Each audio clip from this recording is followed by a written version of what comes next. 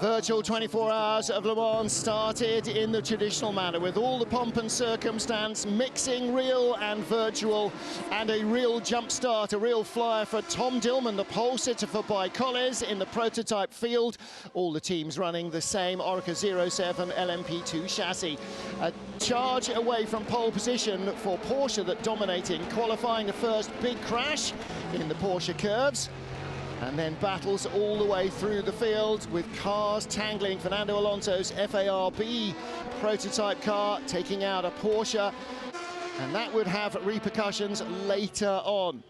Battles in the LMP2 class were fast, furious, and very tight.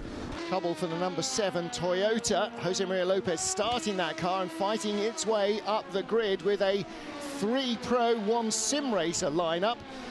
Tom Dillman battling to stay in the lead of the race after being handed a drive-through. Trouble then for Roger Penske's team, and whoa, what was this going on in Simon Pagenaud's house?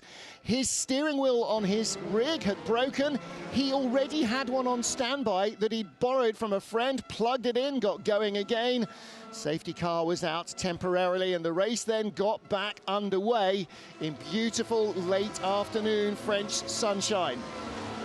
Well, the 3Cs Motorsport team fast and saving fuel all the way through. 2Cs Motorsport team, beg your pardon.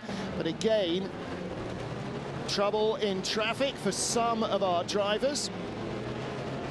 LMP2 cars having to be cautious, maybe a little more cautious, working their way through the GTE field. Romain Grosjean's Corvette team and the Mahler Aston Martin team battling with Porsche and Ferrari.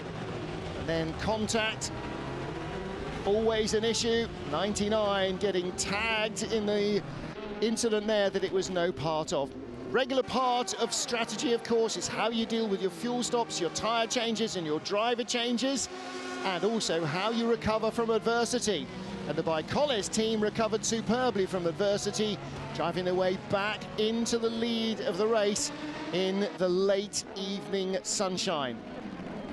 But more trouble was to come their way, running deep in Mulsanne and giving their rivals at Redline a chance to come back. This was the lead 3 car. Stoffel Vandoorne in 3rd place, trying to insinuate himself between Gregor Houtu in the number 20 team Redline car and the number 4 ByKolles machine, which was driven in the lead of the race. Then Catherine Legge, making a mistake, rejoining in the middle of the chicane, clattering into the Romain Grosjean Corvette that was on an outlap. This was after the race restarted following a crash and a red flag, a server crash and a red flag that allowed Fernando Alonso's car to be put back into the race after a computer glitch had left them with no fuel and forced to leave the pit lane. And just a few moments ago, a car that had dropped out of the lead, the number 4 ByKolles car, then also dropped out into the side of the track. Tom Dillman has now taken that car over in the pits.